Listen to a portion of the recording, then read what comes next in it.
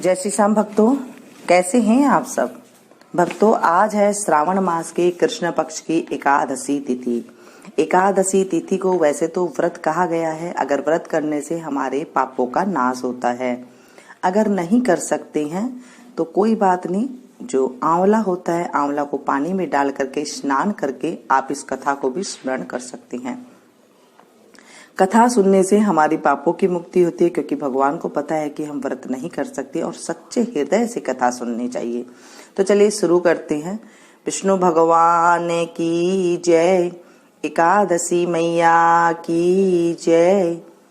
कुंती पुत्र धर्मराज युधिष्ठिर बोले कि हे भगवान, अब आप मुझे श्रावण मास के कृष्ण पक्ष की एकादशी का सविस्तार कथा सुनाइए। उस एकादशी का नाम तथा उसकी विधि क्या है, उसमें कौन से देवता की पूजा होती है। श्री कृष्ण भगवान बोले, हे राजन, मैं एकादशी की कथा कहता हूँ, ध्यान पूर्वक सुनो। एक समय इस एकादशी की पावन कथा को भीष्म पितामह ने लोक हित के लिए नारद जी से कहा था। एक समय नारद जी ने पूछा कि पितामह, आज मेरी श्रावण माह की कृष्ण पक्ष की एकादशी की कथा सुनने की इच्छा है, अतः आप एकादशी की व्रत कथा विधि सहित सुनाइए।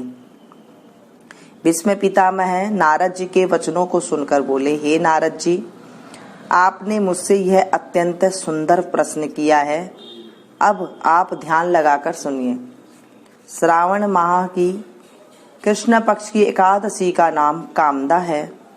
इस एकादशी की कथा के सुनने मात्र से वाजपेय यज्ञ का फल मिलता है। कामदा एकादशी के व्रत में शंख चक्र गदाधारी विष्णु का भगवान की पूजा की जाती है।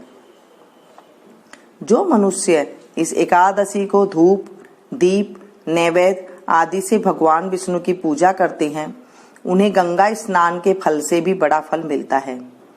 यही फल सूर्य चंद्र ग्रहण, केदार और कुरुक्षेत्र में स्नान करने से मिलता है। श्री विष्णु भगवान के पूजन का फल समुद्र और वन सहित पृथ्वी दान करने और सिंह राशि वालों को गोदावरी नदी में स्नान के फल से भी अधिक होता है। व्यातिपात में गंडक नदी में स्नान करने से जो फल मिलता है, वह फल भगवान की पूजा करने से मिल जाता है। भगवान की पूजा का फल श्रावण मास के कृष्ण पक्ष की एकादशी के फल के बराबर है। अतः भक्ति पूर्वक भगवान की पूजा न बन सके तो श्रावण मास के कृष्ण पक्ष की कामदा एकादशी का व्रत अवश्य करना चाहिए। आभूषणों से युक्त बछड़ा सहित गौ दान करने से जो फल मिलता है, वह फल कामदा एकादशी के व्रत से मिल जाता है। जो उत्तम द्विज श्रावण माह के कृष्ण पक्ष की कामिदा एकादशी का व्रत करते हैं तथा श्री विष्णु भगवान की पूजा करते हैं, उससे समस्त वेद नाग किन्नर पितृ आदि की पूजा हो जाती है। हे नारद, स्वयं भगवान ने अपने मुख से कहा है कि मनुष्य को आध्यात्म विद्या से जो फल मिलता है, उसका अधिक फल कामिदा एकादशी का व्रत करने से मिल जाता है। इस व्रत के करने से मनुष्य अंतिम समय अनेक दुखों से युक्त यमराज तथा नरक के दर्शन नहीं करता। कामिदा एकादशी के व्रत तथा रात्रि जागरण से मनुष्य को कुयोनि नहीं मिलती और अंत में स्वर्ग लोक को जाता है। जो उत्तम मनुष्य श्रावण माह के कृष्ण पक्ष की कामिदा एकादशी को तुलसी से भक्ति पूर्वक श्री विष्णु भगवान की पूजा करते हैं, वे इस संसार सागर में रहते हुए भी इससे इस प्रकार अलग रहते हैं, जिस प्रकार कमल जल में रहता हुआ भी जल से अलग रहता है।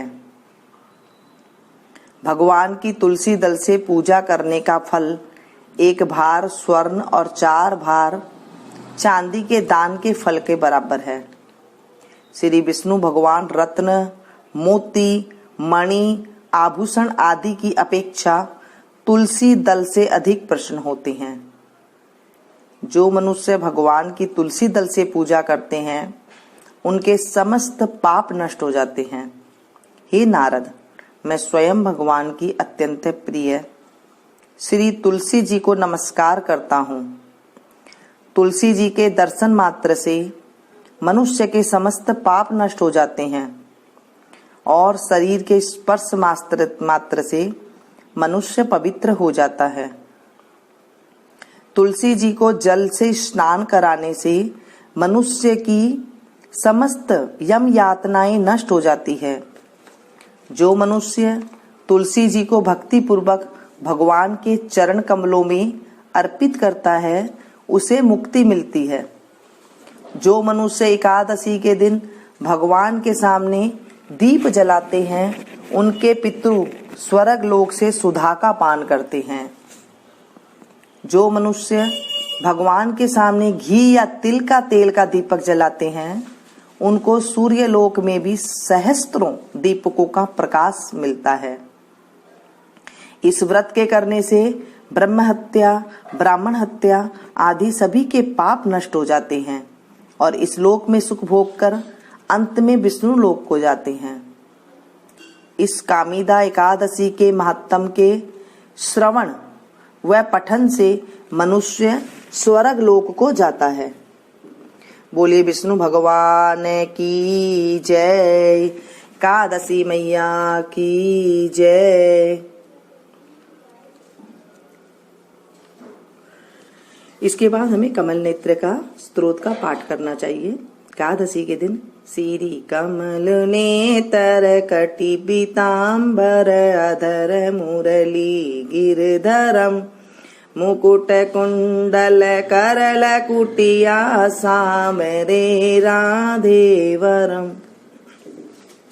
कूल यमुना धेनु आगे सकल गोपियन के मन हरम पीतवस्तर गरुड़ वाहन चरण सुखनित सागरम करत कोल किलोल निसदिन कुंज भवन उजागरम अजल अमर अडोल निश्चल पुरुषोत्तम अपरापरम दीनानाथ दयालु गिरिधर कंस हिरणाकुशहरम गल फूल माल विशाल लोचन अधिक सुंदर केशवम वंशीधर वसुदेव छल्यो बलि छलो हरिवामनम जल डूबते गज राख लीनो लंका छेदो रावणम सपत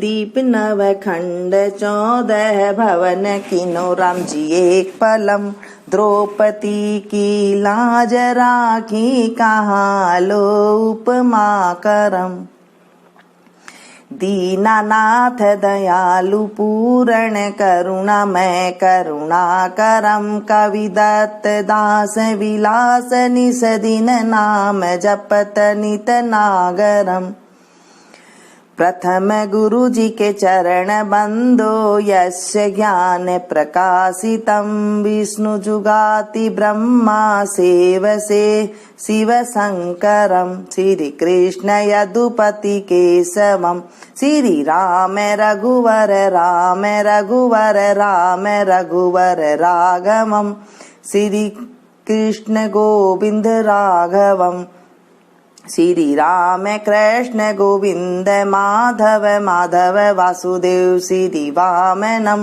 मच्छ कच्छ वराह नरसिंह पाहि रघुपति पावनम मथुरा में केशव राय विराजे गोकुल बाल मुकंद जी श्री वृंदावन में मदन मोहन गोपीनाथ गोविंद जी धन्य मथुरा धन्य गोकुल जहाँ श्रीपति अवतरे धन्य यमुना का नीर निर्मल ग्वाल बाल सखावरे नवनीत नागर करत निरंतर शिव बिरंचि मन मोहितम कालिंदी तट करत क्रीडा बाल अद्भुत सुंदरम ग्वाल बाल सब सखा विराजे संग राधे भामिनी वंशी वट तट निकट यमुना मुरली की टेर सुहावनी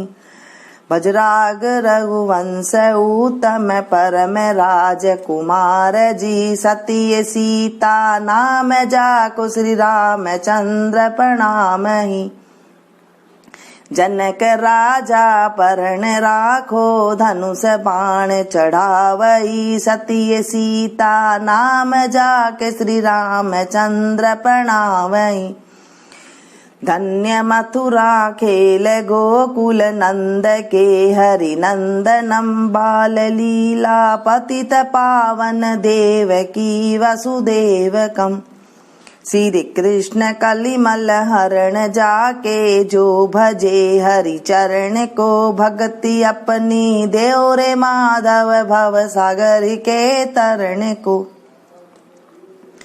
जगन्नाथ जगदीश स्वामी श्री बद्रीनाथ विश्वम्भरम द्वारिका के नाथ श्रीपति के शिवम प्रणमाम्यहम् श्री कृष्ण अष्टपद पढ़त निस दिन विष्णु लोक सगच्छितम श्री गुरु रामानंद अवतार स्वामी कविदत्त दास समापतम श्री गुरु रामानंद अवतार स्वामी कविदत्त दास समापतम। बोलो विष्णु भगवान की जय, एकादशी मैया की जय।